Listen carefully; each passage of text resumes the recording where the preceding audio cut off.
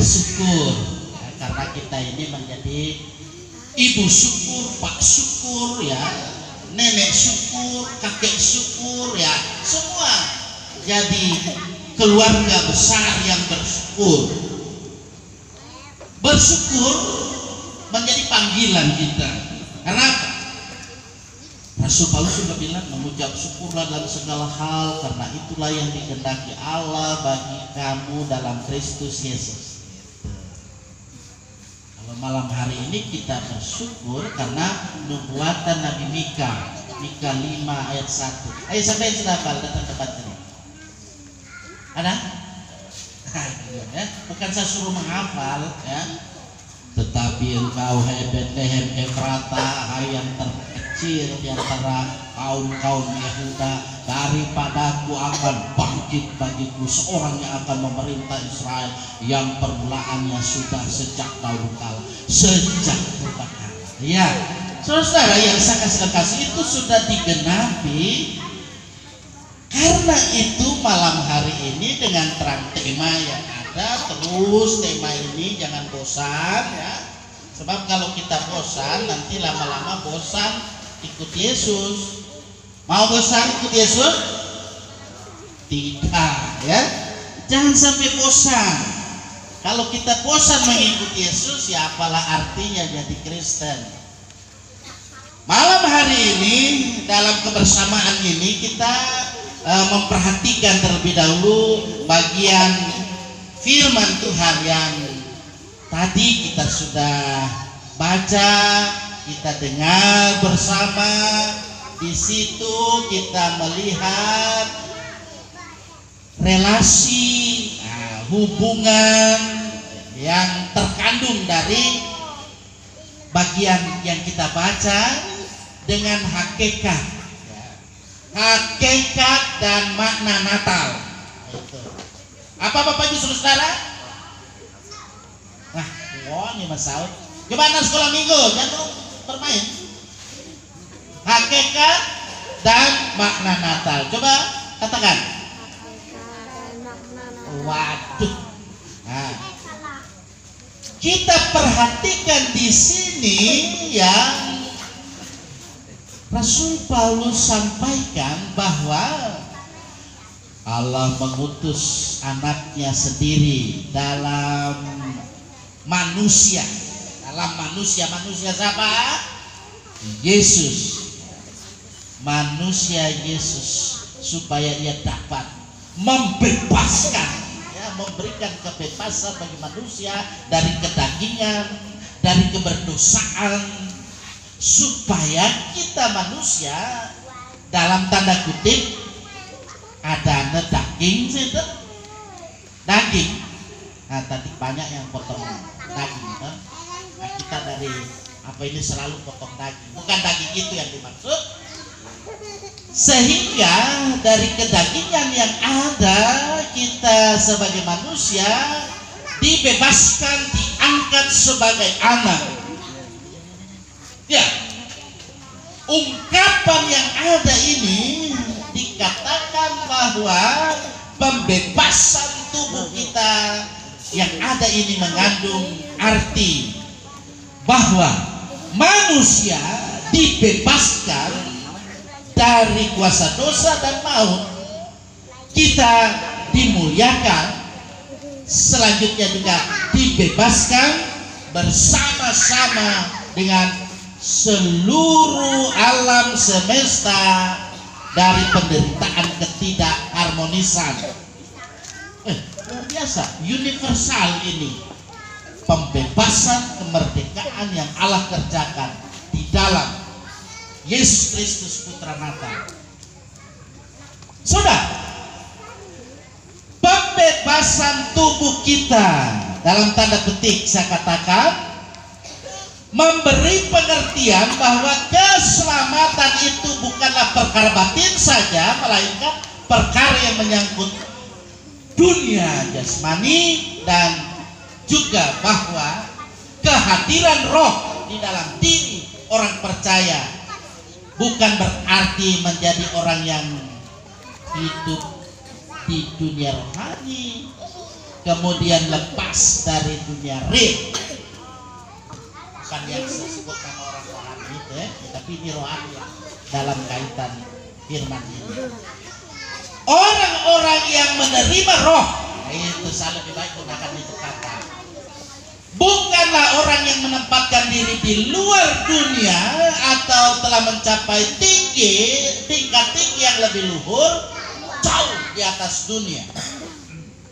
Sebaliknya, kita hidup di tengah dunia yang penuh dengan dosa, bahkan yang di dalamnya diresepi, rupanya ada resep-resep kebinasaan, yang di dalamnya ada turut bagaimana supaya merasakan penderitaan sambil berupaya untuk meringankan penderitaan dunia ini.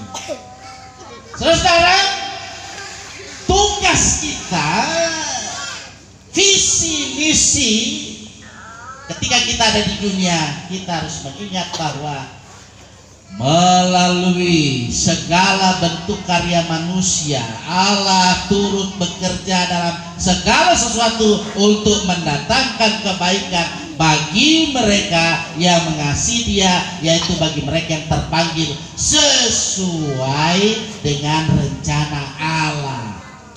Yang ballpoint boleh garis bawahi. Ada stabilan apa-apa ya. Itu berarti kita baca-baca itu kitab suci dan kita mengerti. Di ayat 29 tadi, di 8 kita lihat di bagian ini, kita yang dipanggil dan dipilih ya, ditentukannya dari semula untuk menjadi serupa dengan gambaran anaknya.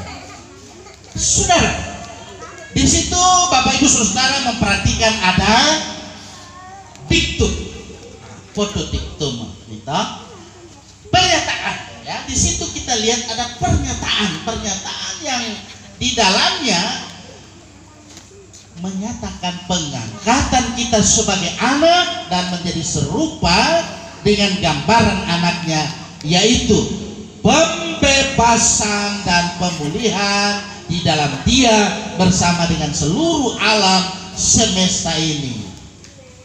Jadi bukan soal nanti Bapak Ibu Saudara, bukan soal keakanan saja, tetapi berdasarkan fakta, bukan mitos.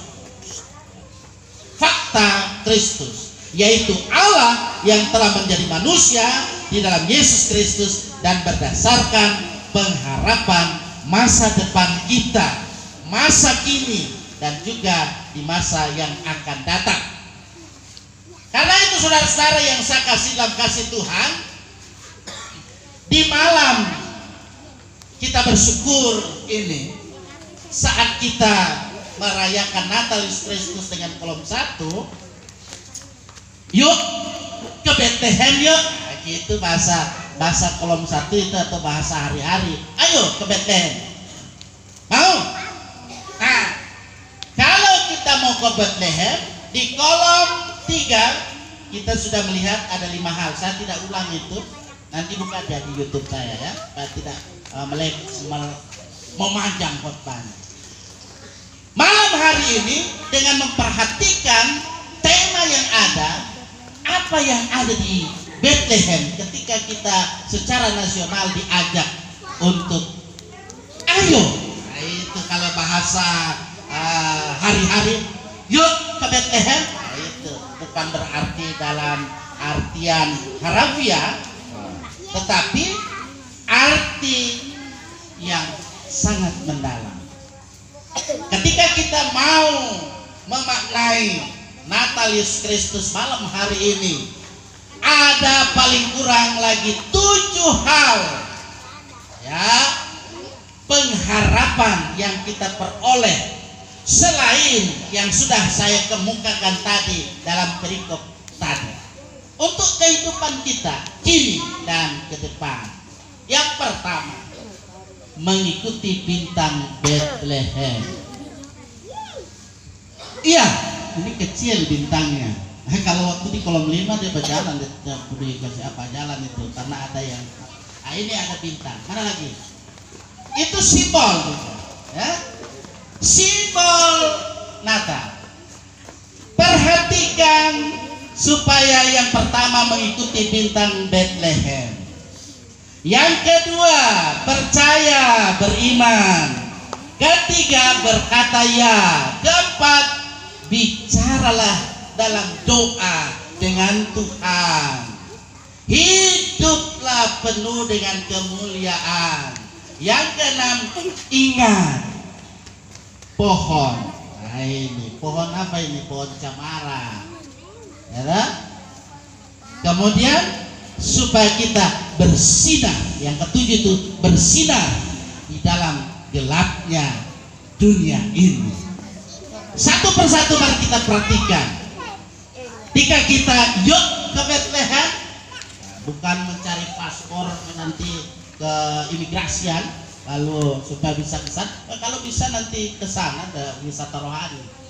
Yang pertama, mengikuti bintang Bethlehem. Perhatikan bahwa orang-orang Majus dari timur itu mengikuti kata hati mereka untuk mengikuti bintang Bethlehem yang pada akhirnya membawa mereka sampai pada tempat di mana bayi Yesus dilahirkan. Demikian juga malam hari ini kita semua yang merayakan dengan penuh syukur, kita mengikuti tuntunan Roh Kudus. Maka seperti halnya orang Majus, kita juga akan sampai ke tempat di mana kita seharusnya berada. Kita ada di mana? Di kolom 8, betul? Nah, di mana? Ya, di Telaga Padang, di Jemaat Baitania Masar. Yang kedua, percaya, beriman. Saudara, Natal adalah soal mempercayai itu beriman pada hal-hal yang di luar akal logika manusia, yakni bahwa anak Allah lahir dari kandungan seorang perawan di kandang hewan, kandang domba. Oleh karena itu, ini seharusnya menginspirasi kita supaya kita memiliki iman seperti anak kecil, ya, yang menggunakan hati dan bukan otak dalam memandang sesuatu. Sehingga yang percaya kepada Tuhan, kebaikannya juga kebenarannya, meski kadang belum terlihat oleh mata jasmani kita, walaupun kita tidak melihat. Karena itu berbagai orang tidak melihat namun percaya. Yang ketiga, berkata ya. Salah satu kalimat paling powerful dan sangat mengesankan, kalau Bapak Ibu Saudara ingat, itu ada dalam Alkitab. Kata-katanya siapa itu? Masih ingat? Maria, ketika dia menanggapi pesan malaikat Gabriel, atau orang bilang biasa Jibril, mengatakan bahwa ia akan melahirkan anak Allah. Sehingga Maria katakan apa? Jadilah padaku menurut perkataanmu itu. Sehingga dengan kerendahan hati ia mengikuti Tuhan, tunduk pada rencana dari Allah. Dia belum tahu detailnya seperti apa. Ia juga kemudian bisa terlibat langsung dalam kisah Natal itu, ya, dalam cerita Natal itu. Keselamatan manusia boleh diperoleh. Hal yang sama juga pasti bisa kita alami dalam hidup ini saat kita mau tunduk pada rencana Allah dan berkata ya untuk panggilannya, ya. Katakan ya untuk panggilan Tuhan, maka kita akan terlibat dalam kisah-kisah pelayanan dalam jemaat, ya, di kolom 1, ya dah. Selanjutnya 2 sampai 8 di dalam kehidupan kebersamaan ini, menjadi orang-orang yang selalu terinspirasi dan menginspirasi banyak orang. Yang keempat, bicaralah, berdoalah. Berdoa kepada Tuhan, atau orang biasa juga bilang bicaralah dengan malaikat. Itu kan ada yang biasa menyebut malaikat Gabriel atau Jibril juga. Selalu saya katakan itu. Jadi ketika malaikat Gabriel, dia mungkin tidak akan menampakkan diri secara nyata seperti yang dia lakukan pada Maria, pada kita, tapi sebenarnya kita dikelilingi oleh malaikat yang tentu tidak dapat kita lihat dengan kasat mata, tapi dia selalu mau beri petunjuk, beri juga tuntunan kapanpun, dimanapun ketika kita membutuhkannya. Dan Tuhan pasti mengarahkan kita ketika kita berdoa kepadanya. Yang kelima, hidup penuh kemuliaan. Saudara-saudara, warga ada itu, syukur ada pohon orang Kristen. Itu yang bertahan, kalau enggak habis ya. Pohon yang ada ini, saudara-saudara, kita memahami bahwa momen Natal, ketika kita di rumah juga, saya lihat di rumah-rumah ada yang juga sudah pasang pohon, baik itu pohon yang asli maupun mungkin ada yang ya sebagian besar seperti yang ada ini ya. Dengan kita perhatikan pohon yang ada, kalau yang pasti bahwa meskipun bukan pohon asli, pohon ini sebenarnya adalah pohon yang selalu lagi ya, yang terakhir, bertahan. Bagaimana kita bisa bersinar di tengah kegelapan. Nah, inilah inti dari peristiwa Bethlehem. Ketika juga diajak kita, yuk ke Bethlehem, bahasa hari-harinya. Tuhan tidak lahir pada siang hari, ya. Justru ia lahir, datang ke bumi di malam yang gelap. Ini mau menunjukkan kepada kita jalan menuju terang. Ini yang menuntut kita pada kasih dan menunjuk kepada kita bagaimana kita bisa mengatasi kegelapan. Natalis Kristus mengajar kita bahwa bahkan saat segala sesuatu pun terlihat gelap, kita selalu dapat percaya pada terang. Amin. Bersinarlah terus, maka kita selalu menjadi orang yang terberkati olehnya. Semua katakan amin.